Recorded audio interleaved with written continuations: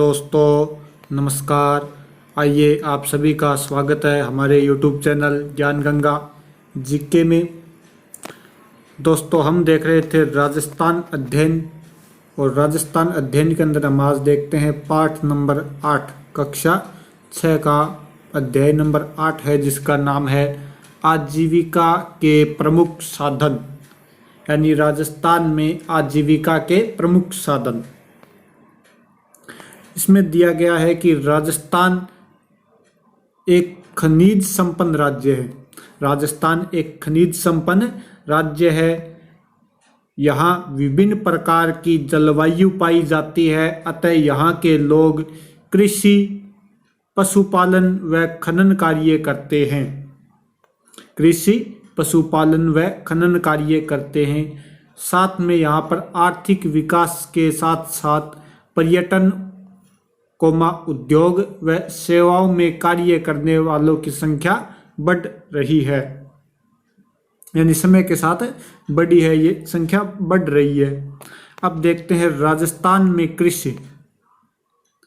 राजस्थान में कृषि, राजस्थान का जो टोटल क्षेत्रफल है, इस क्षेत्रफल में से अगर पूरा लिया जाए तो उसमें से 60% भूभाग पर क्या फैला हुआ है? मरुस्थल है। 60% भूभाग पर मरुस्थल फैला हुआ है। और कृषि होती है जो यहाँ पर, वो पूरी की पूरी कृषि मानसून पर आधारित होती है। राजस्थान की पूरी कृषि मानसूनी वर्षा पर आधारित होती है, इसलिए राजस्थान की कृषि को मानसून का जुआ कहा जाता है। यानी जब मानसूनी वर्षा होती है तो कृषि बढ़िया होती है, अगर नहीं होती तो कृषि नहीं होती, इसलिए मानसून का जुआ किसे कहा जाता है? राजस्थान की कृषि को। यहाँ वर्ष भर में 3 फसलें बोई जाती है, जिन्हें हम देखते हैं। नंबर 1 पर आती है रबी की फसल। नंबर 1 पर है रबी की फसल। ये वो फसलें हैं जो आपके अक्टूबर नवंबर में बोई जाती है। अक्टूबर नवंबर में बोई जाएगी और काटी कब जाएगी? ये काटी जाती है आपके मार्च अप्रैल में काटी जाती है। अक्टूबर नवंबर में बोई जाती है और मार्च अप्रैल में काट ली जाती है। यानी जब सर्दी प्रारंभ होती है तब ये फसलें बोई जाएगी और ग्रीष्म ऋतु के प्रारंभ होने पर इन फसलों को काट लिया जाएगा। देखते हैं कौन कौन सी फसल है, जिसके अंदर आपके गेहूं हो गई, जौ हो गई, चावल है, चना है और सरसों है। इसके अंदर ये रबी की फसलें दी गई है। नेक्स्ट है नंबर 2 पर खरीफ की फसल। नंबर 2 पर है खरीफ की फसल। ये वो फसलें हैं जो आपके जून जुलाई के अंदर बोई जाती है। खरीफ की फसल कब बोई जाएगी? जून या जुलाई के अंदर बोई जाएगी। और इन फसलों को काटा कब जाएगा? इनको काटा जाएगा सितंबर अक्टूबर के अंदर, इन्हें काट लिया जाता है। सितंबर अक्टूबर के अंदर इन्हें काटा जाएगा। जून जुलाई में बोई जाएगी और सितंबर अक्टूबर में इन्हें काटा जाएगा। ये कौन सी फसलें होती है? खरीफ की फसलें। खरीफ की फसल वर्षा ऋतु के प्रारंभ होने में बोई जाती है तथा शीत ऋतु के प्रारंभ होने में काट ली जाती है। इन फसलों में मुख्य फसल कौन सी है? जवार, बाजरा, मूंग, कपास, गन्ना, मूंगफली व तिल। इसके अंदर ये फसलें दी गई है। अब नंबर 3 पर आती है जायद की फसल।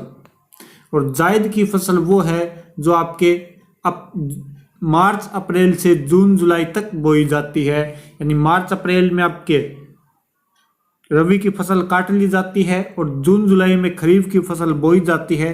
बीच में ये जो 1-1.5 महीने का, 2 महीने का टाइम होता है, इसके अंदर जो फसल बोई जाती है वो आपके जायद की फसल कहलाती है। और इसके अंदर ज़्यादातर सब्जी आती है, सब्जियां बोई जाती है इसके अंदर। उसके अंदर आपके दे रखी है तरबूज है, खरबूजा है और ककड़ी।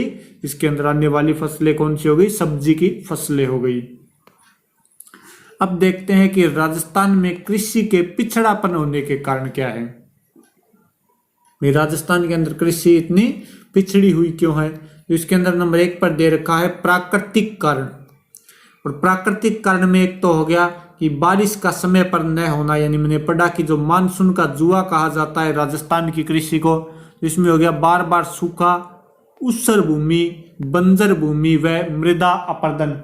वह भूमि जहाँ पर कुछ भी नहीं होता वो हो गई बंजर भूमि, और मृदा अपरदन यानी कि मृदा का एक स्थान से दूसरे स्थान पर चले जाना, हवा के माध्यम से मृदा एक स्थान से दूसरे स्थान पर चली जाती है, या कई बार नदी वाले क्षेत्र में या बारिश अतिवृष्टि के कारण भी ये मृदा अपरदन होती है, या सेम वाले क्षेत्रों के अंदर जहाँ पर सेम आती है, नीचे से खारे पानी का रिसाव होता है, उन क्षेत्रों के अंदर भी मृदा खराब हो जाती है। ये सभी क्या हो गए? प्राकृतिक कारण।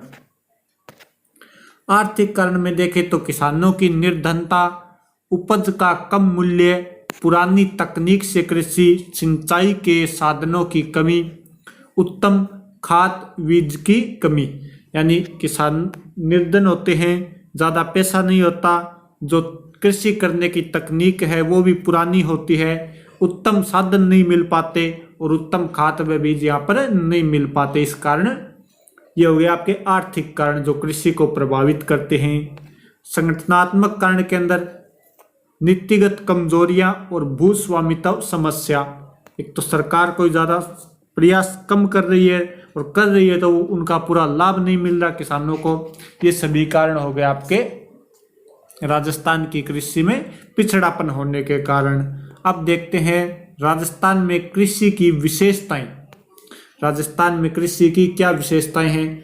देश में सर्वाधिक बाजरा, सरसों व ग्वार का उत्पादन राजस्थान में होता है।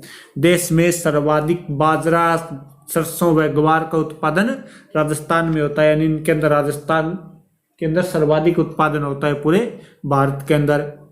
उत्तर प्रदेश के पश्चात राजस्थान भारत में जौ व चना उत्पादन में दूसरे स्थान पर है। यानी पहले स्थान पर हो गया उत्तर प्रदेश और दूसरे स्थान पर कौन है? राजस्थान। किन चीजों के अंदर? जौ व चना उत्पादन में पूरे भारत में कौन सा स्थान है? दूसरा स्थान। पश्चिमी राजस्थान में बाजरा सर्वाधिक बोया जाने वाला खाद्यान्न है। पश्चिमी राजस्थान में सर्वाधिक कौन सा खाद्यान्न बोया जाएगा? बाजरा।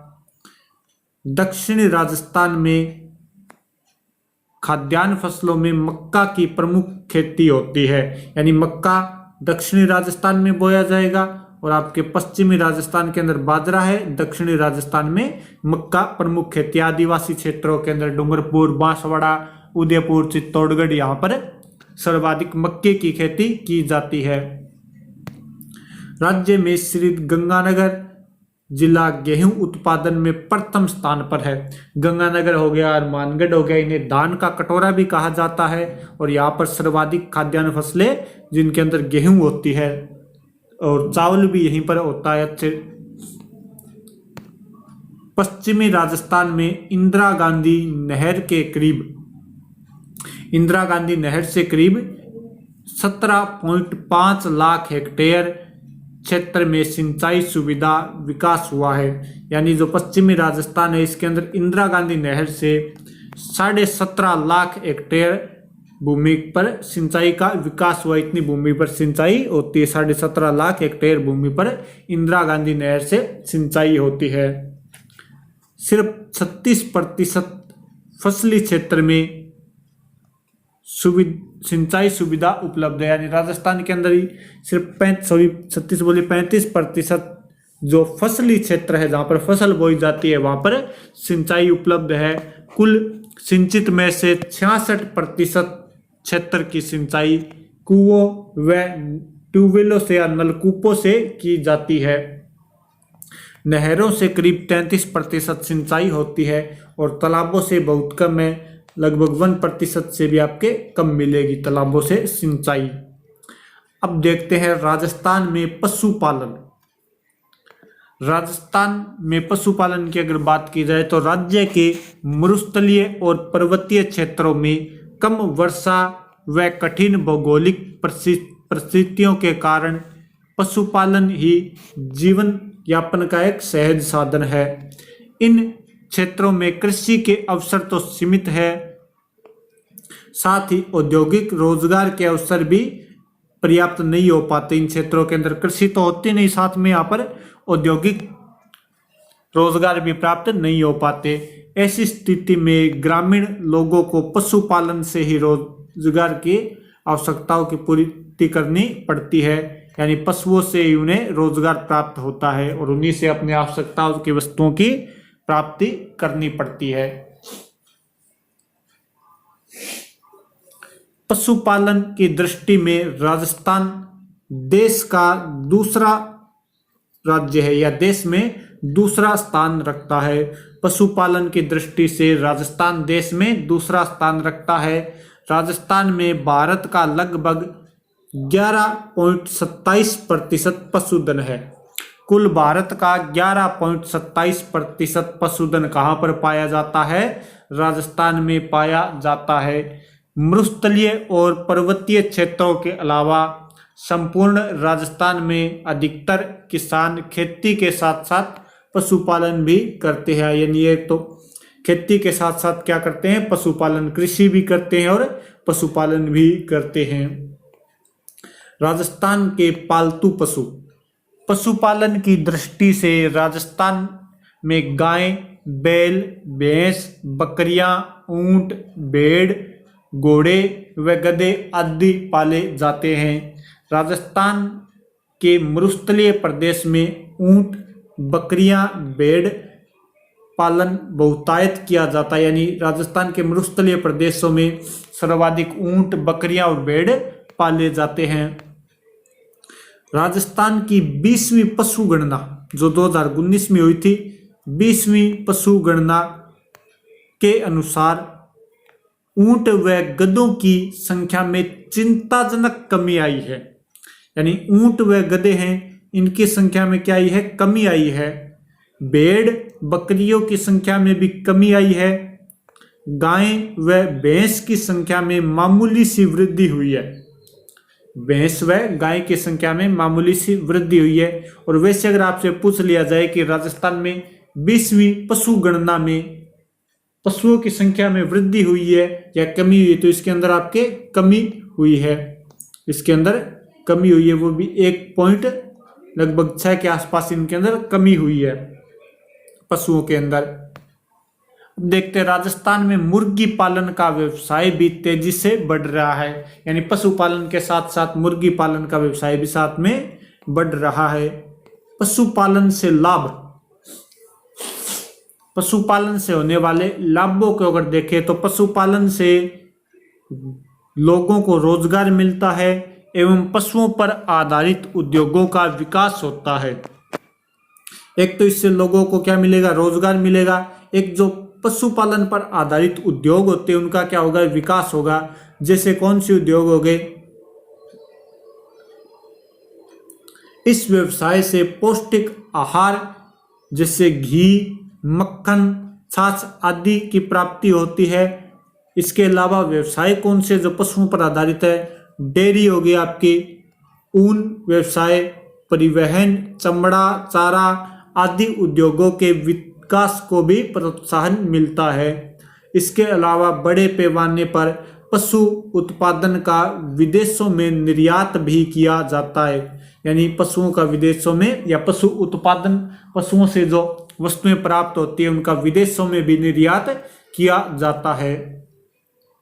अब देखते हैं कि राजस्थान में पशुपालन के लिए समस्याएं कौन कौन सी है। राजस्थान में पशुपालन में आने वाली समस्याएं, पशुपालक निर्धनता के कारण पशुओं को पौष्टिक आहार व सही इलाज नहीं दे पाते, यानी यहाँ के जो पशुपालक है वो थोड़े निर्धन है, आर्थिक स्थिति उनकी कमजोर है, जिस कारण एक तो पशुओं को पौष्टिक आहार नहीं मिल पाता, एक उन्हें सही इलाज नहीं मिल पाता, जिन कारण पशुओं की स्थिति खराब होती जा रही है।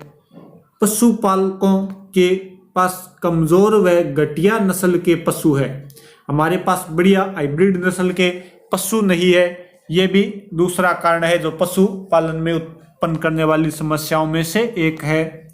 तीसरा कारण है चारागाहों के लिए पर्याप्त भूमि की कमी, यानी पशुओं को चराने के लिए चारागाह चाहिए और चारागाह के लिए अपने पास पर्याप्त भूमि नहीं है। नंबर 4 पर है पारंपरिक तरीकों से या परंपरागत तरीकों से पशुपालन करना। पशुपालन में व्यवसायिक दृष्टिकोण की कमी। अपने यहाँ पर जो पशु रखते हैं वो व्यवसाय की दृष्टि से नहीं रखे जाते, उन्हें अपने नॉर्मल काम के लिए रखा जाता है। इस कारण से पशुपालन में समस्याएं आ रही है। बार बार सूखे के व अकाल के कारण पशुधन की होती कमी। सूखा व अकाल पड़ने के कारण पशुओं को चारा नहीं मिल पाता, जिनसे उनकी मृत्यु हो जाती है। अब देखते हैं राजस्थान में खनन उद्योग। राजस्थान में कई विभिन्न प्रकार के खनिज पाए जाते हैं, इसलिए राजस्थान को खनिजों का अजायब घर कहा जाता है। विभिन्न प्रकार के अनेक खनिज पाने के कारण राजस्थान को कहा जाता है खनिजों का अजायब घर। राजस्थान में लगभग 67 प्रकार के खनिजों का खनन होता है, यानी 67 प्रकार के खनिज निकाले जाते हैं। राजस्थान में सर्वाधिक उपलब्ध खनिज रॉक फास्फेट है। रॉक फास्फेट राजस्थान में सर्वाधिक पाया जाने वाला खनिज है। इसके अलावा सीसा, जस्ता, जिप्सम, चांदी, संगमरमर के उत्पादन में राजस्थान का एकाधिकार है। ये सर्वाधिक राजस्थान में ही निकाले जाते हैं, या इसके अंदर राजस्थान का एकाधिकार है। चूना, पत्थर, टंगस्टन, अब्रक, तांबा, इमारती पत्थर व अन्य महत्वपूर्ण खनिज भी राजस्थान से निकाले जाते हैं। राजस्थान में खनिजों की उपलब्धता को देखते हुए खनिज आधारित नए उद्योगों की स्थापना के काफी अवसर है। यही कारण है कि राज्य सरकार में खनिज आधारित उद्योगों की स्थापना को प्रोत्साहन दे रही है। इसकी तरफ थोड़ा ध्यान दिया जा रहा है। राजस्थान में अवैध बजरी के खनन से पर्यावरण प्रदूषण की समस्याओं में निरंतर वृद्धि हो रही है। अवैध खनन से अरावली पर्वतमाला की कई पहाड़ियां बिल्कुल गायब हो चुकी है। वो पहाड़ियां सारी की सारी समाप्त हो गई है। इसके गंभीर पर्यावरण प्रदूषक परिणाम हो सकते हैं। अब दे रखिए शब्दावली। आजीविका, पाठ का नाम ही है आजीविका के प्रमुख क्षेत्र। इसके अंदर आजीविका का मतलब होता है रोजगार या जीवन यापन हेतु किया जाने वाला कार्य। ये क्या कहलाता है आपके आजीविका। अतिवृष्टि यानी अत्यधिक वर्षा। अतिवृष्टि होती है अत्यधिक वर्षा, यानी जरूरत से ज्यादा वर्षा, यानी क्या आ जाना, बाढ़ आ जाना। कई बार ज्यादा वर्षा के कारण भी फसलें खराब हो जाती है, उसे ही कहा जाता है अतिवृष्टि। निर्यात, देश से बाहर माल का जाना, या देश से बाहर कोई अगर वस्तु हम भेजते हैं तो उसे क्या कहा जाएगा, निर्यात। अगर किसी देश से हम लेते हैं, अपने देश के अंदर आ रहा है कोई सामान, तो वो क्या कहलाएगा आपके आयात। अगर भेज रहे हैं तो वो क्या कहलाएगा, निर्यात। रबी की प्रमुख फसल कौन सी है? इसके अंदर रबी की फसल है गेहूं। नेक्स्ट दे रखा है मरुस्थलीय राजस्थान में सर्वाधिक बोया जाने वाला खाद्यान्न, वो है आपके बाजरा। खरीफ की फसल खालिस्तान ऋतु में बोई जाती है, तो यहां पर किस ऋतु में बोई जाती है, वो है वर्षा ऋतु में बोई जाती है। 20वीं पशु गणना के अनुसार राजस्थान में खालिस्तान पशु की चिंताजनक गिरावट आई है। तो यहाँ पर एक तो आई है आपके ऊंट के अंदर और एक आई है गधों के अंदर। ऊंट व गधों में चिंताजनक गिरावट आई है 20वीं पशु गणना के अनुसार। नेक्स्ट ये प्रश्न दे रखे हैं, राजस्थान में पशु पालन के लाभ बताने कोई दो, और किन खनिजों में राजस्थान का एकाधिकार है। पशुपालन क्षेत्र की दो समस्याएं, राजस्थान में अवैध खनन से क्या दुष्परिणाम हो रहे हैं। ये हो गया आपके कक्षा 6 का पाठ नंबर 8, राजस्थान में आजीविका के साधन। सभी से रिक्वेस्ट है थोड़ा शेयर कर दीजिए, कमेंट कर दीजिए और चैनल को सब्सक्राइब कर लीजिए। Okay, thank you, bye.